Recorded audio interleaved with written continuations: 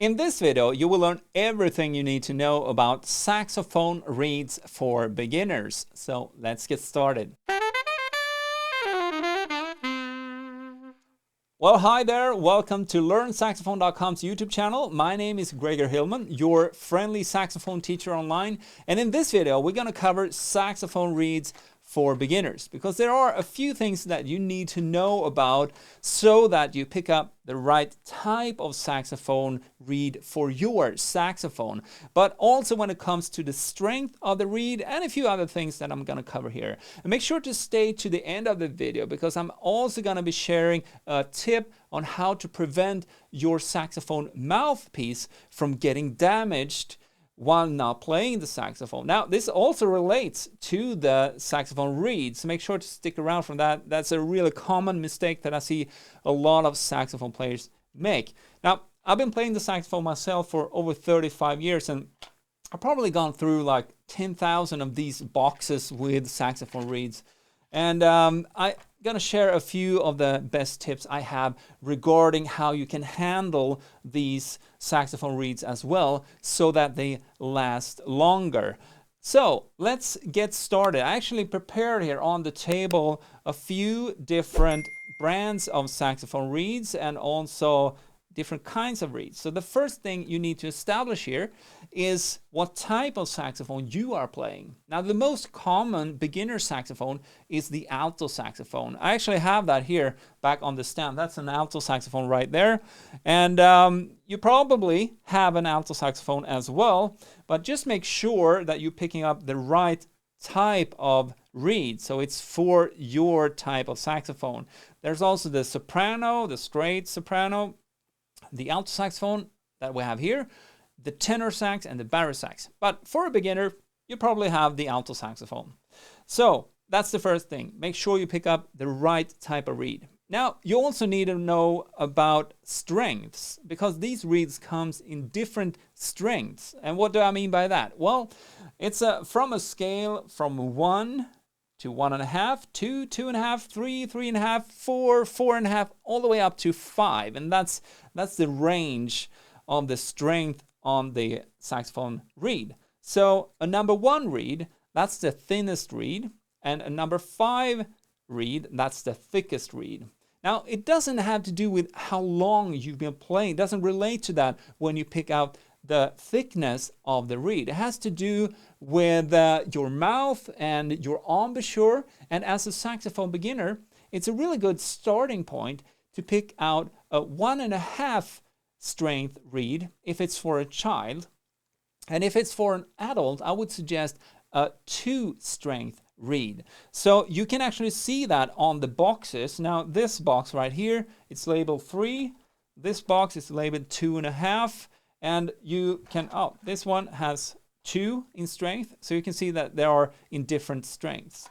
Now, a few of these saxophone brands do not use the 1, 2, 3, 4, 5 labeling system. They're using instead soft, medium, and hard, like you can see here with these reeds. So these are medium, but they're also soft, medium,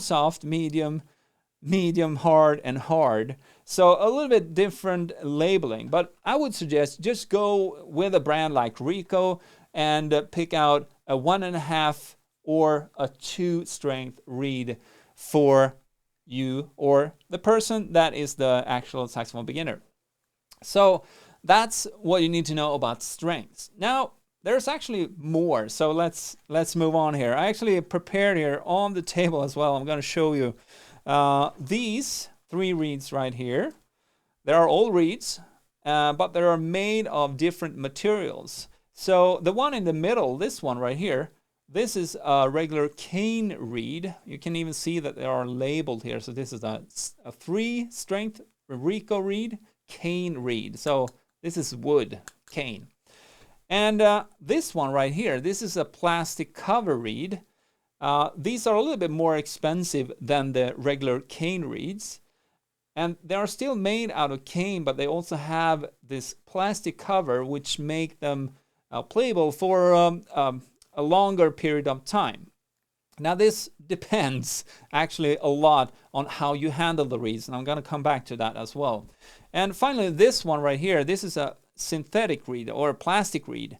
It looks like a regular cane reed, but it's not. It's a synthetic reed. Now these are really durable. They last a long time. So you could be tempted to just go with this one. This is the most expensive one. However, I would suggest for you as a beginner that you stick with the cane, regular cane reeds. Maybe Rico or Lavos or Van Doren, different brands. Because what's going to happen, especially as a beginner, that you're going to be breaking these reeds. Not intentionally, but it's going to happen. That's like part of the learning curve here. Especially when you're handling the saxophone reeds like this. A common beginner mistake is that you use your index finger and push down on the tip of the reed. You should never, never do that. Now, I'm covering how to apply the saxophone reed onto the mouthpiece more in detail in a separate video. And if you want to look at that, I'm going to leave a card for that up here and also a link in the description. But as a good starting point for a beginner, make sure to pick up these regular cane reeds because you get like 10 in one of these packets, but you can also buy them separately, just one by one. And you're probably gonna need at least like 3 or 4 of these reeds when you get started. So if something happens with 1 or 2, you can continue practicing, continue playing while you order more. So a cane reed, that's a really good suggestion. Okay, so that's the basic thing that you need to know about. But I also mentioned in the beginning of this video that there are actually one very common mistake that I see a lot of beginner saxophone players make. And I want to make sure that you do not make this mistake when it comes to the saxophone mouthpiece and the reeds. So I'm going to show you exactly what I mean. When you're done playing the saxophone, you should always loosen the ligature and remove the reed and wipe it off like this. And then you use this cover or this protection case that comes with the reeds, and you put the actual reed into that cover, because now you're protecting the tip of the reed. And this is really, really important that you have a good tip here and not damaged tip, because the reed, this is the source of the sound on your saxophone. Without the reed, you will not get any sound whatsoever. So that's the first thing that you need to just make sure you clean the reed a little bit, put it in the protection case like that, because then it's going to be in good shape for next time. Now, what I see a lot of beginners do, they remove the reed and then they just tighten the ligature, and what happens is that they're breaking or damaging the rails on the saxophone mouthpiece. Now, that's not good, because the idea with the saxophone reed is that it should make a seal. So when you put it on top of the mouthpiece like this, it should make a seal here so no air can slip through when you blow into the mouthpiece. But what happens if you tighten the ligature without a reed on here, you can actually damage those rails. So here's the solution, and it's really, really simple. When you get started playing the saxophone, you will start breaking a couple of reeds. That's just part of the game. So just take one of those old reeds that you're not playing anymore.